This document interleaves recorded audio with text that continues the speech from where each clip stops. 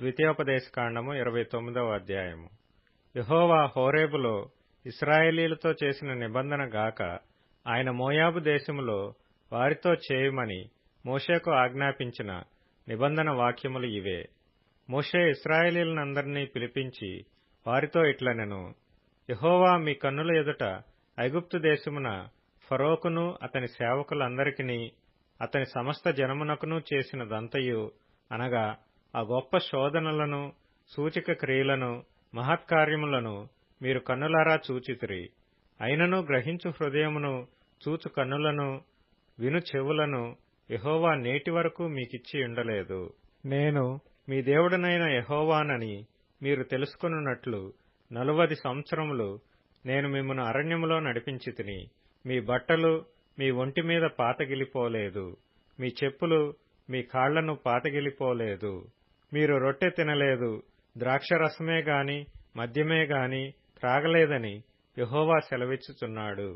మీరు ఈ చోటికి చేరినప్పుడు హెష్బోను రాజైన సీహోనును బాషాను రాజైన ఓగును యుద్ధమునకు మన మీదికి రాగా మనము వారిని హతము చేసి వారి దేశమును స్వాధీనపరుచుకొని రూబేనీయులకును గాదీయులకును మనష్షే అర్ధగోత్రపు వారికిని దాని స్వాస్థ్యముగా ఇచ్చితిమి. కాబట్టి మీరు చేయునదంతయు చక్కగా జరుగునట్లు ఈ నిబంధన వాక్యములను అనుసరించి నడుచుకొనవలెను. నీ దేవుడైన యెహోవా నీతో చెప్పిన ప్రకారముగాను నీ పితరులైన అబ్రాహాము ఇస్సాకు యాకోబులతో ప్రమాణము చేసిన ప్రకారముగాను నేడు నిన్ను తనకు స్వజనముగా నియమించుకొని తానే నీకు దేవుడైయుండునట్లు నీ దేవుడైన యెహోవా నేడు నీకు నియమించుచున్న నీ దేవుడైన యెహోవా నిబంధనలోను ఆయన ప్రమాణము చేసిన దానిలోను నీవు పాలు పొందుటకై ఇశ్రాయేలీయులలో ప్రతివాడు అనగా మీలో ముఖ్యులేమి, మీ గోత్రపు వారేమి, మీ పెద్దలేమి, మీ నాయకులేమి, మీ పిల్లలేమి, మీ భార్యలేమి, మీ పాళెంలోనున్న పరదేశులేమి, నీ కట్టెలను నరుకువారు మొదలుకొని నీ నీళ్లు తోడువారి వరకును మీరందరూ నేడు మీ దేవుడైన యెహోవా సన్నిధిని నిలిచియున్నారు. నేను మీతో మాత్రము కాదు, ఇక్కడ మనతో కూడాను ఉండి నేడు మన దేవుడైన యెహోవా సన్నిధిని నిలుచుచున్న వారితోనూ ఇక్కడ నేడు మనతో కూడా నుండని వారితోనూ ఈ నిబంధనను ప్రమాణమును చేయుచున్నాను.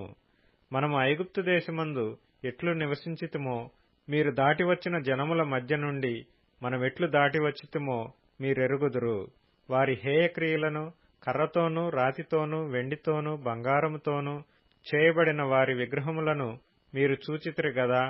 ఆ జనముల దేవతలను పూజించుటకు మన దేవుడైన యెహోవా యొద్ద నుండి తొలగు హృదయము గల పురుషుడే గాని స్త్రీయే గాని కుటుంబమే గాని గోత్రమే గాని నేడు మీలో ఉండకుండునట్లును మరణకరమైన దుష్కృత్యమునకు అట్టి మూలమైనది మీలో ఉండకుండునట్లును నేడు ఈ నిబంధనను మీతో చేయుచున్నాను. అట్టి పనులను చేయువాడు ఈ శాపవాక్యములను వినునప్పుడు మద్యము చేత దప్పి తీర్చుకొనవలెనని నేను నా హృదయ కాఠిన్యమున నడుచుచుండినను నాకు క్షేమము కలుగునని నేను ఆశీర్వాదము నొందెదనని అనుకొనును. అయితే యెహోవా వానిని క్షమింపనొల్లడు. అట్టివాడు మీలో నుండిన ఎడల నిశ్చయముగా యెహోవా కోపమును ఓర్వముయు ఆ మనుష్యుని మీద పొగరాజును. ఈ గ్రంథములో వ్రాయబడిన శాపములన్నీయూ వానికి తగులును. యెహోవా అతని పేరు ఆకాశము క్రింద నుండకుండా తుడిచివేయును. ఈ ధర్మశాస్త్ర గ్రంథములో వ్రాయబడిన నిబంధన శాపములన్నిటిని బట్టి వానికి కీడు కలుగజేయుటకై యెహోవా ఇశ్రాయేలీయుల గోత్రములన్నిటిలో నుండి వాని వేరుపరచును. కాబట్టి మీ తరువాత పుట్టు మీ సంతతి వారును దూరదేశము నుండి వచ్చు పరదేశులను సమస్త జనములను ఆ దేశము యొక్క తెగుళ్లను యెహోవా దాని మీదికి తెప్పించిన సంకటములను చూచి వారు యెహోవా తన కోపోద్రేకము చేత నశింపచేసిన సొదొమ గొమొర్రా అద్మా సెబోయీముల వలె ఆ సమస్త దేశమును గంధకము చేతను ఉప్పు చేతను చెడిపోయి విత్తబడకయు దానిలో ఏదియు పుట్టకయు దానిలో ఏ కూరయు మొలవకయు ఉండుట చూచి యెహోవా దేని బట్టి ఈ దేశమును ఇట్లు చేసెనో ఈ మహాకోపాగ్నికి హేతువేమో అని చెప్పుకొందురు. మరియు వారు వారి పితరుల దేవుడైన యెహోవా ఐగుప్తు దేశములో నుండి వారిని రప్పించిన తరువాత ఆయన తమతో చేసిన నిబంధనను వారు నిరాకరించిరి. తామెరుగని అన్యదేవతలను, ఆయన వారికి నియమింపని దేవతలను పూజించి వాటికి నమస్కరించిరి. గనుక ఈ గ్రంథములో వ్రాయబడిన శాపములన్నిటినీ ఈ దేశము మీదికి తెప్పించుటకు దానిమీద యెహోవా కోపము రవ్వులుకొనెను.